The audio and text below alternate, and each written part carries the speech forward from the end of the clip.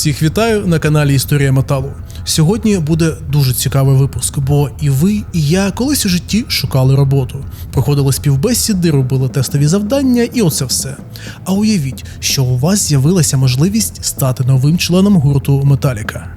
У цьому випуску я розповім вам про те, як свого часу свої життя кардинально змінили Кірк Гемет, Джейсон Ньюстед та Роберт Трухільо. І повірте, кожна історія повна цікавостей та металу. Отже, сідайте зручніше, підпишіться на цей канал і починаємо.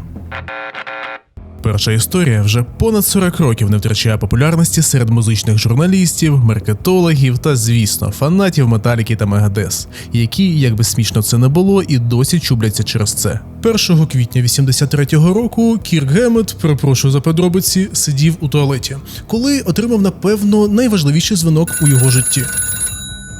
Хлопець, у тебе є шанс доєднатися до Металіки. Ха, ну так, а вже ж.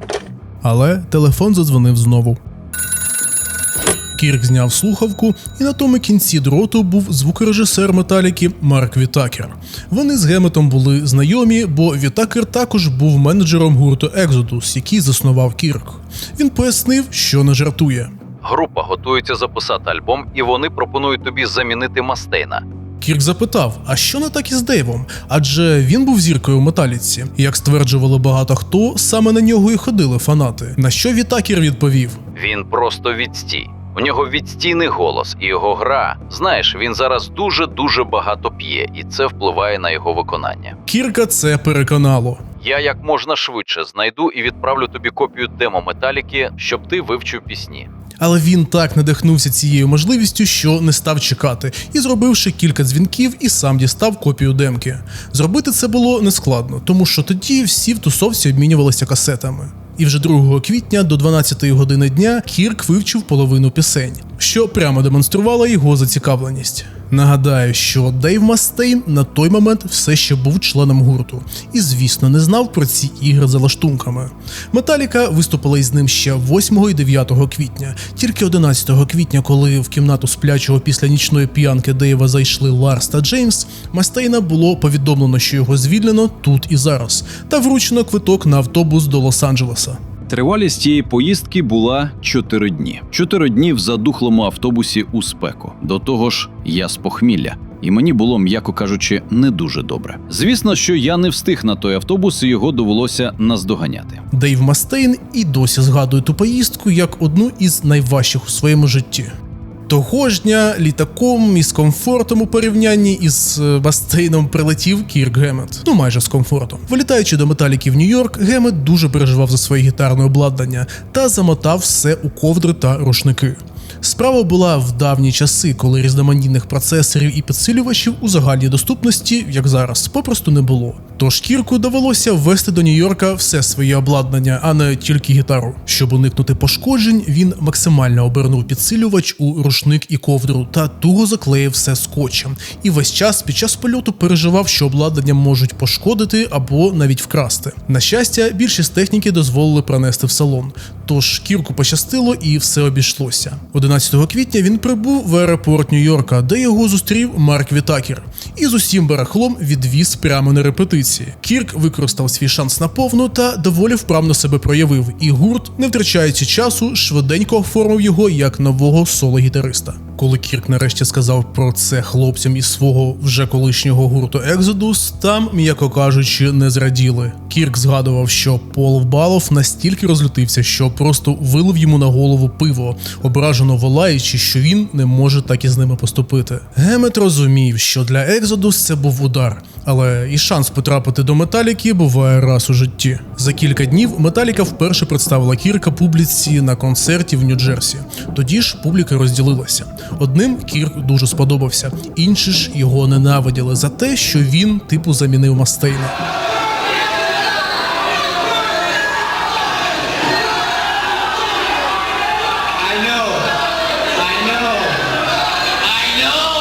У будь-якому випадку ми вже знаємо, як розпорядилася доля, тож я вважаю, що кожен на своєму місці. Але коли я бачу, як деякі фанати і досі гризуться через це мене неабияк дивує.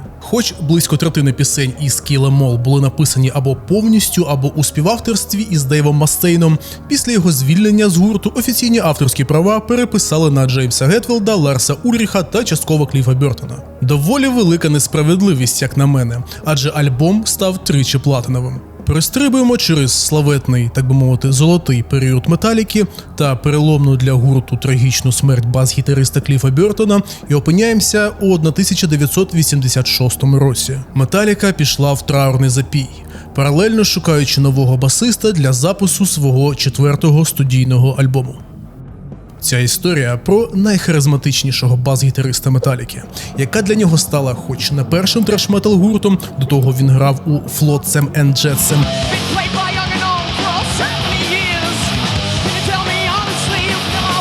але гуртом, в якому він здобув світову славу та визнання. Але це все було вже пізніше. Незадовго після похорон Кліфа Бертона гурт почав проводити прослуховування бас-гітаристів. У ексклюзивному інтерв'ю журналу Metal Hammer, присвяченому 40-річчю Металіки, Джейсон Ньюстед розповів про свої 2 історичних дні – перше прослуховування та дебютний концерт у складі гурту. Ось що він згадав. 25 жовтня о 6:30 ранку я вилетів із свого міста Фінікс, штат Аризона, до Сан-Франциско.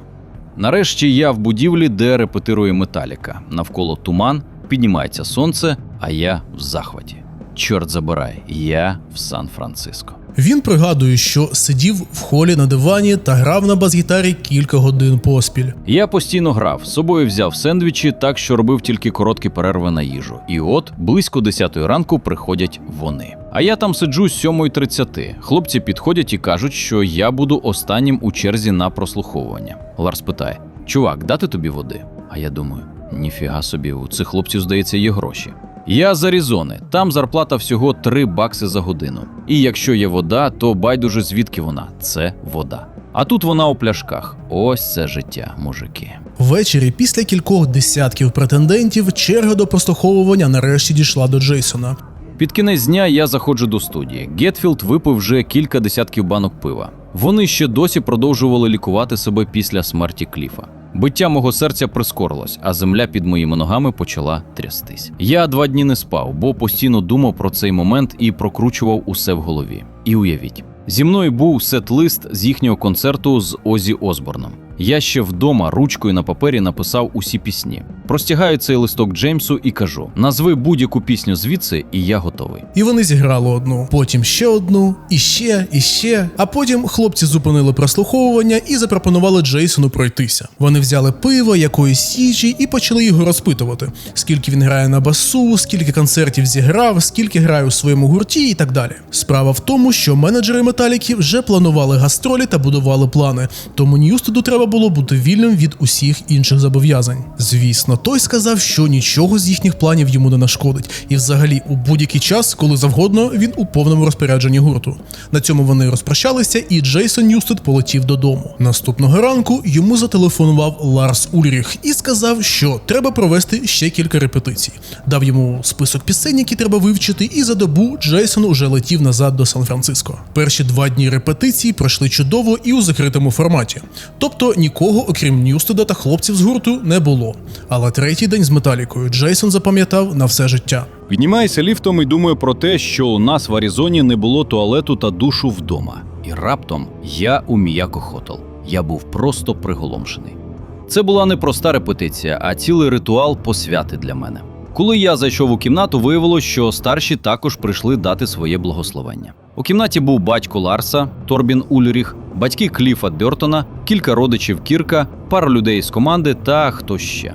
Ми відіграли перед ними 6 пісень: Master of Puppets, For Whom the Bell Tolls, Battery та ще щось з їхніх шедеврів. Коли наш міні-концерт закінчився, я зняв гітару та вимкнув підсилювач Кліфа. Так, я грав саме на підсилювачі Кліфа. До мене підходить Джен Бертон, його мама. Хапає мене, привертаючи усю увагу, і говорить мені: «Синку, це чудова робота». Вона обіймає мене, і ми стоїмо так якийсь час. А потім додає: «Ти той, хто потрібен, ти той самий хлопець. Бережи себе, ми тебе любимо». І цілує мене. Це було понад 35 років тому, але я ніколи не забуду того моменту. Більше часу на репетиції у них не було, бо 8 листопада у Сан-Франциско, рідному місті Кліфа Бертона, вони повинні були відіграти свій перший концерт. Перший для Джейсона у складі Металіки і перший для Металіки після загибелі Кліфа Бертона. Публіки набралося близько 1000 людей. Металіка тоді відкривала шоу для Metal Church. Участь Металіки не анонсовувалася, але фанати дізналися і прийшли туди саме за Металікою. Вони зіграли 14 пісень і, як згадують очевидці, атмосфера була аж занадто важкою. Бо Металіка тоді була у всіх на слуху, і всім було цікаво, хто ж тепер буде замість Кліфа. Відео з того дня, на жаль, немає, але є аудіозапис концерту і представлення Джейсона публіці. Ласкаво просимо на дуже секретний концерт Металіки, про який, бляха, уже всі знають. А ось новий чувак, Джейсон Ньюстед, і ми, бляха, його любимо. Тож давайте, змусимо його відчути себе як удома, добре? А тепер давайте, трохи розважимось сьогодні ввечері. Джейсон також згадував, як перед самим виходом на сцену у нього ще й застряг палець у кільці. Він тоді носив перстень із черепом, але по ходу розмір був замалий. Зрозумівши, що це кільце буде заважати грати, він намагався його зняти. І без результатів. Дружина Джейсона також намагалася зняти кільце, і у неї також не вийшло. Підключився навіть гітарний технік гурту і теж безрезультатно. Палець вже почав опухати, тож Джейсон Ньюстед, як то кажуть, психанув і з усієї сили рванув кільце, зірвавши із пальця добрачий такий шмат шкіри. Тож можете собі уявити той рівень стресу Джейсона. Перший і дуже відповідальний концерт з Металікою, та ще і рука кровить. Але, як показала історія, Ньюстед був міцним чуваком. Після цього були численні тури, тисячі концертів і справжнє життя рок-зірки в дорозі. Металіка разом з Джейсоном Ньюстедом об'їздила увесь світ і навіть дали концерт у Києві. У мене, до речі, на каналі є відео про це. Але все відбувалося не так гладко, як може звучати, і про це можна говорити і говорити. Раджу вам чудовий документальний фільм про період депресії у Металіки, який називається Some Kind of Monster. У ньому детально показується період розставання гурту із Джейсоном і приходом на його місце Роберта Трухільо. От саме про це наступна історія. На відміну від Еммета та Ньюстеда, Роберт Трухільо йшов не у просто круту треш-метал команду. Він йшов у Металіку. Вже на той момент один із найпопулярніших та найуспішніших метал-гуртів світу. І тиск, який йшов у комплекті з цією можливістю, був цілком відповідний масштабу. При цьому і Роб уже був великим іменем в метал-тусовці. Suicidal Tendencies, Infectious Grooves та 7 років разом із Оззі Осборном. Тож він був не просто черговим претендентом. І все ж таки, навіть для нього кастинг у Металіку був моментом, який перевернув усе життя. Після того, як всі пісні для Сан-Енгер були написані і записані, а басові партії зіграв продюсер альбому Боб Рок, гурт нарешті вирішив, треба шукати повноцінного четвертого учасника. Час подумати про нового басиста. Нам потрібен четвертий член гурту. Він має бути справді класним музикантом. Так у них з'явився великий список претендентів, у якому були Скотт Рідер із Каюс, Джорді Вайт із Мерлін Менсон та A Perfect Circle, Пеппер Кінан із Corrosion of Conformity, Кріс Вайс із The Cult, Ерік Ейвері із Janie's Addiction, Денні Лоунер із Nine Inch Nails і Роберт Трухільо. Але, як пізніше зізнавалися хлопці із Металіки, серед всіх претендентів Роб не залишив нікому жодного шансу. Прослуховування Трухільо проходило 2 дні. Перший день він просто зависав у студії, Боб Рок, який вже записав бас до Сан-Енгер, працював над треками, а Роб просто сидів і чекав. Ніхто нічого чітко не пояснював, все виглядало максимально розмито та дивно. Він, можна сказати, просто дивився, як там все працює. Але наприкінці того дня відбулася історія, яку він згадує і досі. Увечері, коли всі вже розійшлися, Ларс і Роб стояли на паркінгу, і Ларс запропонував йому піти трохи випити, щоб, так би мовити, скинути стрес. І вони пішли. Роб, правда, думав, що все закінчиться одним пивом і по домівках, але спочатку був перший бар, потім другий, третій, і потім вони опинилися у Ларса вдома та продовжили випивати вже там. Настає 5 ранку. Роб уже не може не те, щоб їхати, а навіть іти. Тож Ларс поклав його спати у гостьову кімнату, бо через 4 години підйом. Я був розбитий. Так погано мені давно не було. А Ларс уже був на біговій доріжці, тверезий і зосереджений, ніби нічого й не сталося. Роб же ледве тримався на ногах і відчував вкрай сильне похмілля. І Ларс такий: ну що, поїхали на студію. У студії вони ще й не трапили на Філа Тоула, того самого лайф-коуча, який фігурує у фільмі Some Kind of Monster. Вони всі сиділи за столом і обговорювали взаємовідносини у гурті. А Роб сидить такий з пекельним похміллям і приділяє немалих зусиль, щоб хоча б тримати очі відкритими. Я сиджу разом із усіма з пульсуючим головним болем. Джеймс щойно пройшов через тривалу реабілітацію від алкогольної залежності. Тепер він тверезий, і остання людина, яку він хоче бачити поруч зі своїм гуртом, це п'яний мексиканець. Отже, я сиджу за столом, і в мене найсильніший головний біль. Такого похмілля у мене ще не було. Ларс зробив це зі мною, бо гурт мене розглядає. Ларс це зробив, щоб побачити, чи зможу я витримати темп гурту. Це 100% було випробування. Він же вікінг, чорт забирай.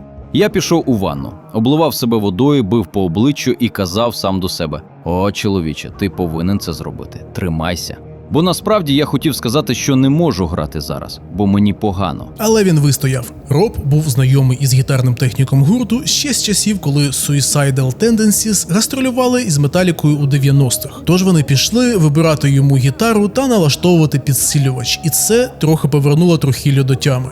Коли я дивлюся той фільм «Якесь чудовисько», я бачу себе в цій коричневій футболці Армані, якої у мене ніколи в житті не було. Знаєте чому? Бо вона не моя. Це футболка Ларса.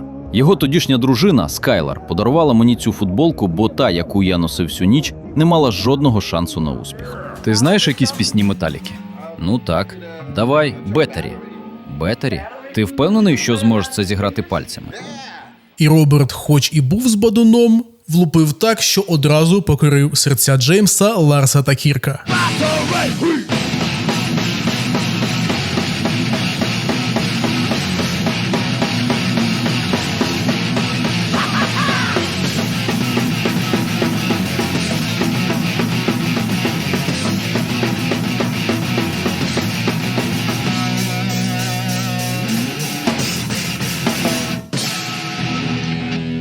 Без питань, беремо його. Він нас звалив з ніг.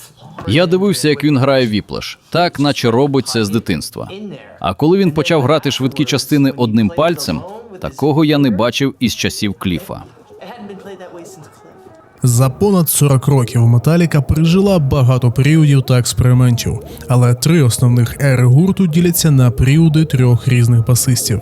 Кліф Бертон, який єдиний, хто в Металіці мав музичну освіту, приніс в гурт гармонії від класичної музики та додав до треш-металу вау-педалі. Джейсон Ньюстед додав більше енергії та агресії їхнім живим виступам, за які багато хто і полюбив Металіку. Хоч він вмів набагато більше, ніж Металіка дозволяла йому демонструвати. А коли Роберт Трухільо під час прослуховувань показав вплив свого власного стилю із фанку, джазу та груву на класичні треки гурту, всі зрозуміли, ось такою повинна бути наступна ера Металіки. Після того, як Металіка визначилася із Робом, настрій у гурті моментально змінився. Вони знову бачили майбутнє, знову могли грати на повну, знову звучали як Металіка. Але це все згодом. Після прослуховування Трухільо подякували та відправили додому, нічого не сказавши. За кілька днів Робу телефонує Оззі Осборн. Оззі йому ніколи не телефонував особисто. Це завжди робили або менеджери, або Шерон. А тут раптом дзвінок. Привіт, Робе! Давай у дорогу, чувак! Озфест! Ми ж граємо, так? На той момент Роб ще не мав підтвердження від Металіки, тож сказав, що повертається до роботи. Через день телефонує Ларс Ульріх. Ей, ми хочемо, щоб ти приїхав. Треба поговорити. Роб думав, що його викликають, щоб відмовити особисто. Бо Металіка – це ті хлопці, які можуть змусити тебе перелетіти через півкраїни тільки заради слів. Ми поважаємо тебе, але ти не отримав роботу. Але сталося навпаки. Йому запропонували повноцінне місце у гурті. І щоб підтвердити серйозність намірів гурту, вони в той же день виділили Робу $1 мільйон авансом. Ми серйозно. Ми хочемо тебе в складі. Не як сесійника, а як повноцінного учасника. Трухільо зізнався, що вже пообіцяв Озі поїхати з ним у тур. Я сказав їм, навіть не знаю, навіщо я це сказав, але я завжди намагався бути вірним Озі і Шерон.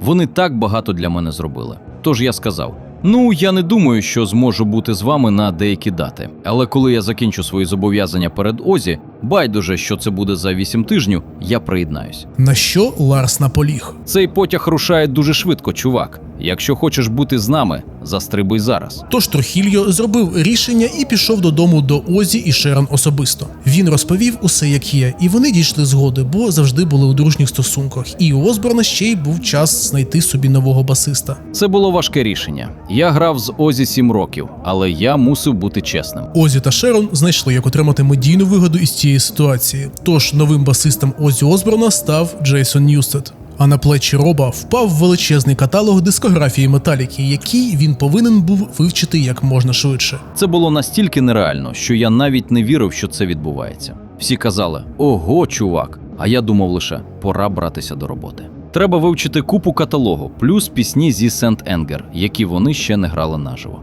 Я майже півроку не був удома, фактично переїхав до Сан-Франциско. Моє життя змінилося назавжди. Рівно за кілька місяців після вступу до Металіки Трухільо грає один зі своїх перших концертів для засуджених у тюрмі Сан-Квентін. Вони дали там безкоштовний концерт під час зйомок кліпу «Сантенгер». Теж доволі стресово, як на мене. Але Роберт Трухільо пройшов і це. І вже майже 23 роки грає разом із гуртом, закріпивши свій самобутній стиль та отримавши світову славу. Якщо ви додивилися до цього моменту, отже вам сподобалось. Тож обов'язково підпишіться на мій канал і напишіть, яка історія вам найбільше сподобалась. А якщо вам дуже подобається те, що я роблю, ставайте спонсором історії металу та допомагайте українському контенту бути. Дякую, що дивитеся. Слава Україні, слава силам оборони та слухайте метал.